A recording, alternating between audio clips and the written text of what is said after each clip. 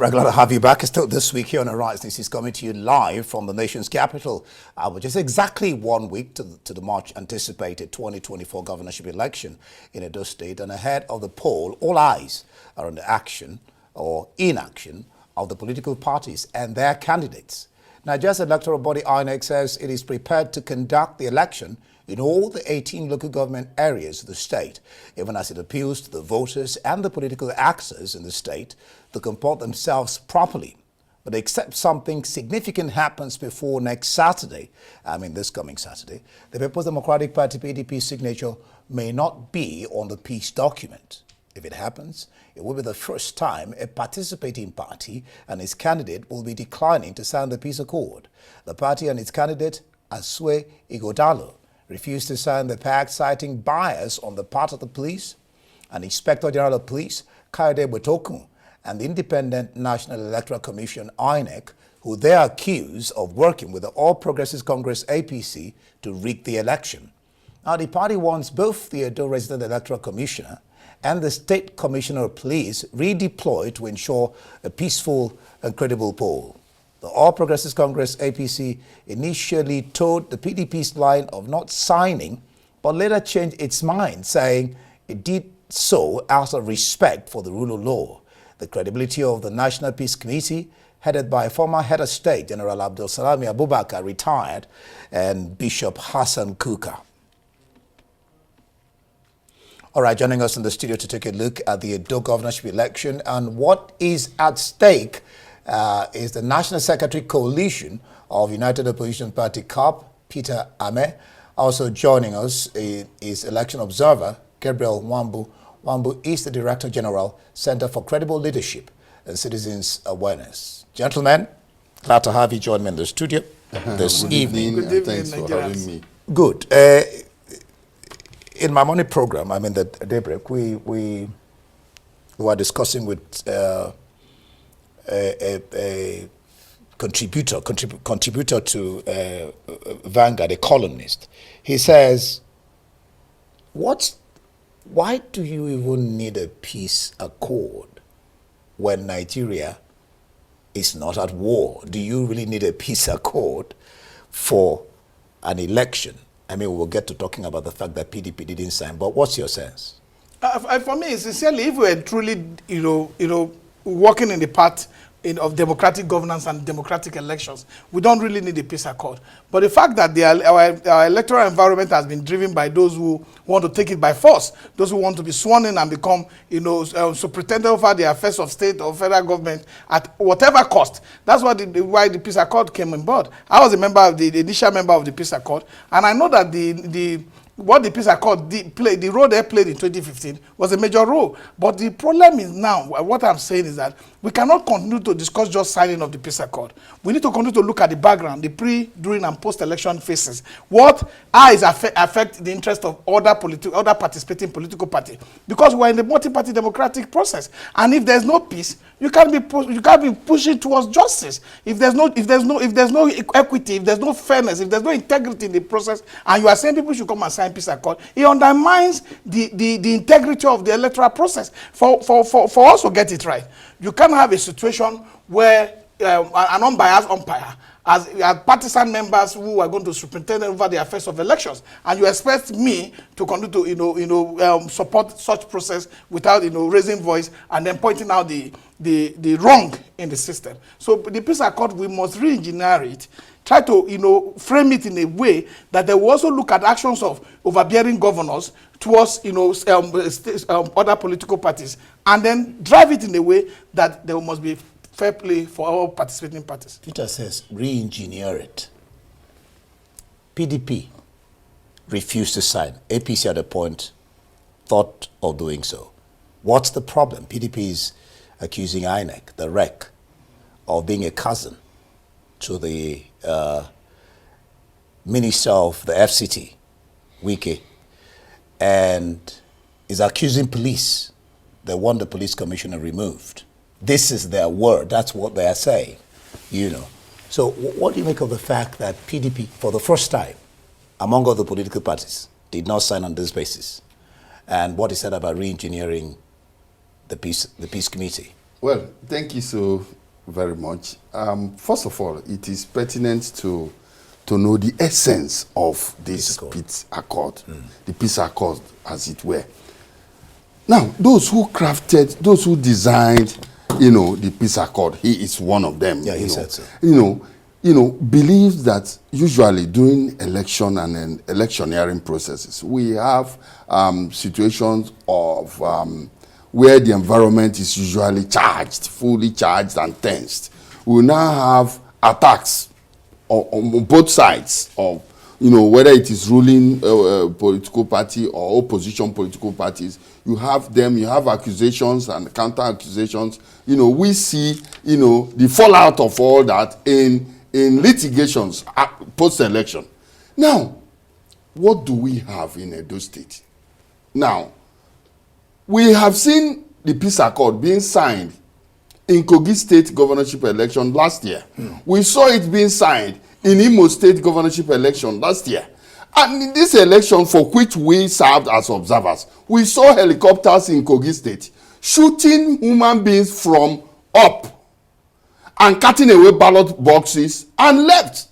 Now, in Nigeria, there is a government agency in charge of the airspace. You can't just fly like that without being known or given an authority, to fly. Till today, as we speak, nobody has been arrested. Nobody has been prosecuted for that action. Nobody has been, arrested or charged or seen to be arrested for what had been perpetrated in Kogi State. Meanwhile, these are people that have signed the so-called peace accord. You see, from what is happening, we fast forward to Edo State, and then a particular political party has raised an alarm that over 60 of its main members have been arrested. 16. They have been arrested. They were not even tried or, questioned or quizzed in Edo State. They've been transferred to Abuja. What kind of, if the arrest is across board, if they've been arresting or invited members of the Accord Party. Atiku says if they did it wrong, take them to court. If they didn't do any wrong, release them. The issue is this. Yes, that's very correct. The issue is that it is just one political party that has been hunted down. You see, in the spirit of fairness, we would want them to invite, every Nigerian can be invited. Okay. Suppose it is the members of Labour Party, members of Accord Party, APC, PDP. Nobody will raise an alarm. But if it is just one political party, that is being hunted down, it makes nonsense. See, there is no consequences for these offenses. And that is why people can That's what Peter was saying. There are no consequences. It becomes a jamboree. People are just tired of the same ritual every time when there is going to be an election. That's why I asked you, he said re-engineering. You didn't talk about it. There should be punitive measures. There should be very serious punitive measures, for persons who have impaired on the electoral processes. All right, Peter, the ED of Yaga, he says this PDP not signing the peace accord may affect voter turnout. So he says with PDP's accusation of police being the third leg of APC, that's what they are alleging. How do you think police should handle this crisis of confidence? What he is saying is that the IGP should invite all the parties involved for a dialogue. That's what he said. That will not solve the problem. I'm not even here to cry for the PDP because I saw a video by... We're not talking about crying. I'm trying to say something. I saw a video by Olumide Akpata some few months ago when the local government chairman was bringing down his billboards and telling them that they had instruction from the governor that there no be a Labour Party billboards should not be in these particular positions. That is, by the way, for me, it will affect voter turnout because all the situation we'll be having, at the backdrop of all the conduct of elections, where you find out that the voter turnout is low, is because people don't even believe in the electoral process. The electoral process is losing its own integrity. People don't believe that the outcome of the vote cast is what was announced. These are challenges that are there, and that's why we are saying, if you look at the perplexity and the uncertainty that is hovering around the 21st election of the first 2024 election of this Saturday election, you will know that those who are charged with power are always trying to use the power to maximum to be able to, usher in a party of their interest. The IGP must act in a way. Man, the PDP is the government in power in Edo State. In Edo State, there's a federal government. Most times, the federal government has more authority. The PDP might sponsor the area boys, do whatever they want to do. But when it comes to state actors, it is the federal government that runs state actors. They own that authority to post as they like and act in the interest of whatever party. The effect is that we must now start to have a proper process where opposition party will be part of the INEC and Electoral Security meeting that will define what the police will do with the opposition party, whether in the state or at the national level. There's a problem with our electoral system. We can't continue to run under this uncertainty, under this kind of strength being displayed against the Nigerian electorate. In all of this, it is the citizens that suffer. It is not the politicians that are playing to their own interests. We must know that, look, the peace accord, if the peace accord have not been releasing report of violence that, like my brother mentioned here in Kogi, violence in Imo, and then all the time you come, you just to prepare paper for people to sign, it will water down the potency of that.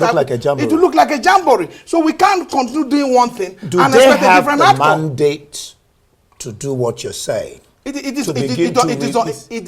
the kind of persons that are on that board, that's why the respect they get. Yes. They've shown a lot of interest in trying to create an electoral movement. Yeah, but what we're saying, have the mandate? As we speak to you now, you can't have a cousin of a man who goes to TV and say nothing will happen, I will put fire in other people's state. And being the resident electoral commissioner for a state in such an election, who comes to TV and say people comes to beg him. You can't have somebody who has served on that wiki, a special advisor on land and survey. These are politicians. There are a lot of people who are into advocacy and civil society. Now, they are no longer appointing them. They are now appointing their own cronies and members of their party to pretend over the affairs of our electoral process. We must sit down and agree that the electoral, if you go to INEC website, you see their vision, integrity, unbiased, credibility. These are no longer being respected by politicians. Gabriel, 35,000 police officers deployed for the election. What's your sense?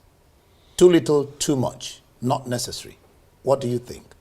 First of all, you see, some of us have raised alarm over court actions in Edo State. Yeah. We have very serious attacks, on individuals, on group of persons, by court groups, Now, it becomes imperative, therefore, that government should do something very decisive. In fact, the state vigilante group, has gone a long way to curbing, the menace of this court group, including kidnapping by these persons that stay in the bush, So I think that bringing in a lot of policemen, 35,000 policemen, you can look at it and feel that it is so much, but they should work in tandem with all the stakeholders.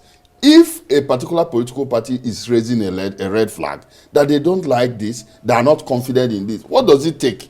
We have other Nigerians that can serve there. We have other Nigerians that can serve as for the credibility of the election, because perception is important. They need to be seen to be transparent. They need to be seen to be credible. If some persons have raised an alarm, what does it take? You withdraw that person and fix another person there to be sure that everything, goes well. We are Nigerians and we've been here for a while. But supposing we know these things but and the way it plays out. It's just supposing that now PDP is in governance in their state. They're just supposing that that PDP is raising a false alarm. Must they put INEC and the police to task to change the person there? I am not understand where I'm coming from. Yes. I want to let you know if you're going that I am not the mouthpiece of PDP. Yeah. I don't belong to any political party. Why I call whatsoever. PDP is because they're the people raising this alarm. Okay. They are the people that intend. But look at the alarm that was raised. It is so germane. Like the collation officers that were mentioned, they gave their names and said that the departments or the ministries that were the SPOs, that they were attached to them. It's fictitious. It's non-existent. They even went as far as saying that these people were imported from a nearby state into Edo State No, but that has for to the be- but purpose that has to of be manipulating. that has to be So investigated. these are things that are so clear. There are a lot of people who also apply.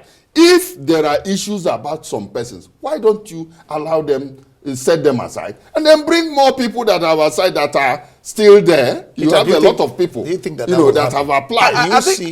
Do you see the police hacking on to the voice of the ED of Yaga, for purposes like he has said, perception is important, and so you say, okay, because these people have, one particular side has raised an issue, all right, for peace sake, do you see them kowtowing what PDP has said about the CP and the REC?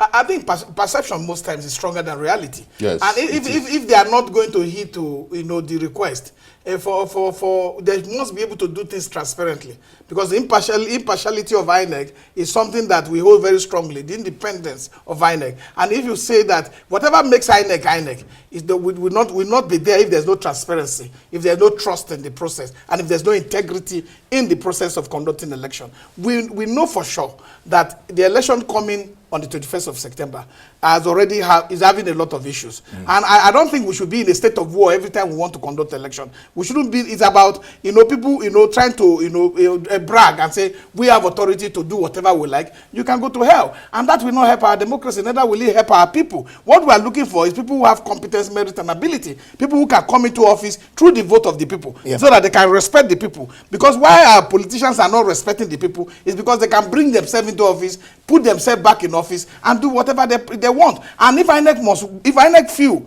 that this request had been made, there are a lot of time people ask people to recuse themselves, and based on the fact, for the purpose of making sure that you have integrity, and for the purpose of that, and transparency for that election, you ask the person, please step aside. There are a lot of Nigerians, there are a lot of other rec that can be redeployed from another place. They are very qualified. For me, I know that the 21st election is very important. I don't even think we should be having staggered election, but that is by the way, because there's so much power being concentrated, so much forces being put on this staggered election that makes opposition parties so weak, in order to be able to participate properly. And that's why you see that for over the years, the Inter-Party Advisory Council, other organizations have been pushing that if we can give 3 ballots on one day, why can't we give 5 ballots? Yes. Let's conduct all election in one day. Let's look for a way to resolve all these issues. Some of the judgment that was given by the Supreme Court, that made it now that Bayelsa is staggered, Kogi is staggered, Imo is staggered. There were mistakes in this process. We could just be able to adjust this thing and make all the election one day, because I tell you, the overbearing attitude of those in power, especially at the federal level, to win an election at all costs, is really breaking our electoral process. How do we,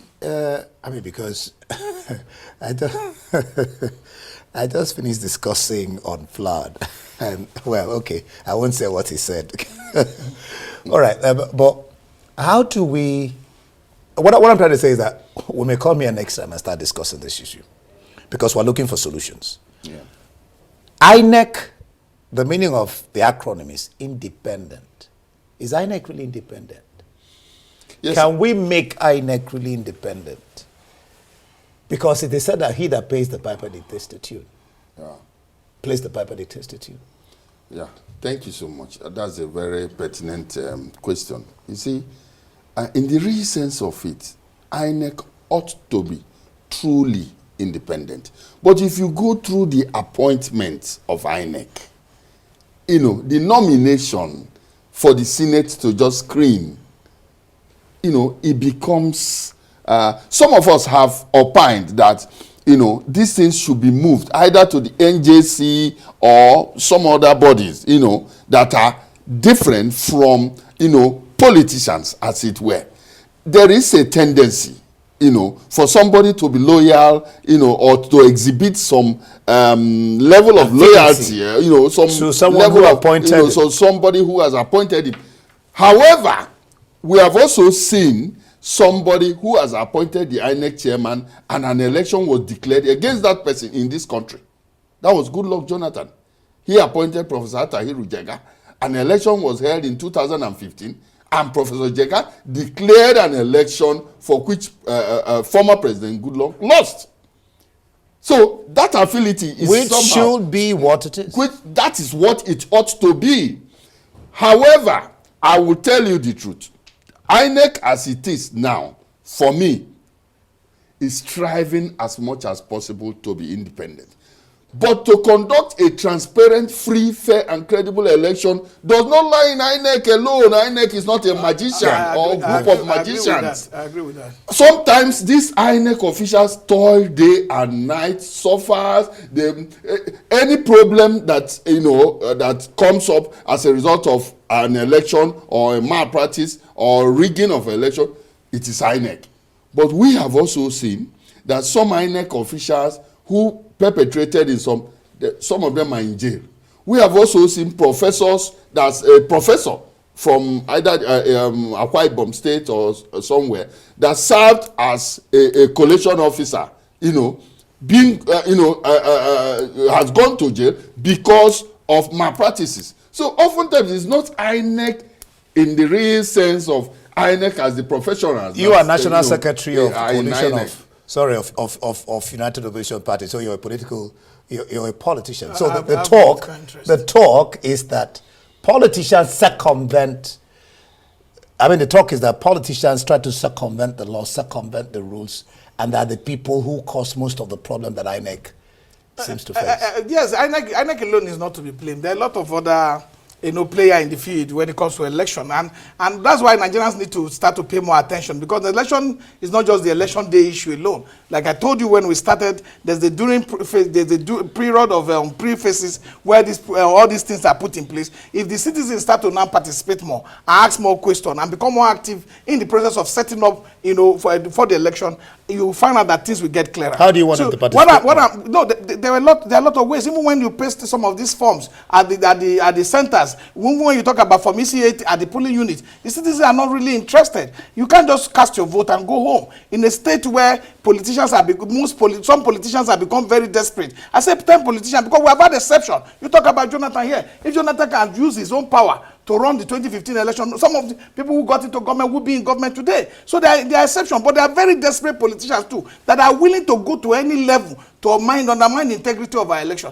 He talked about NJC, but if you look at Justice Way's report and all that, about the NJC appointing INEC officials, an SAN spoke to me last week for 2 hours and told me that I was taking the wrong direction, because NJC are not even be able to discipline hiring judges who manipulate, who throw somebody from 4th position to 1st position, and these are the issues. So you now give them the power to nominate and the power to also decide. So we must sit down very well. The issue that I got from you, and I know that is germane, is the fact that politicians are now creeping their way into the Electoral Commission. People appoint people, if not because we stood our grounds when the Onoche was appointed. She would have been the National Commissioner today, especially advisor to the president. So these are the things that politicians are doing, and those who have power. And it is in the light of this, if citizen advocacy and participation is strengthened, and citizens start to see the danger that is inherent when we don't have credible,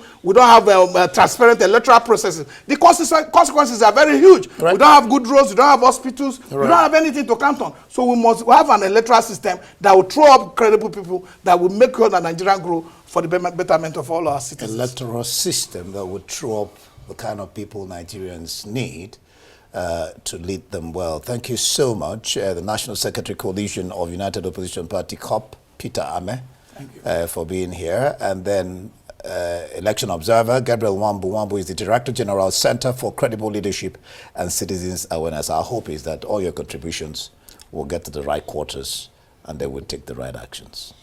Thank you so much. Hope so. Thank you so much. Hopefully. Thank you so much. Well, that's the much we can take on this edition of This Week. Thanks to our production team here in Abuja, Lagos, and London. Do join us same time next week for another exciting edition. I am Ndi Amugu, thanking you for watching.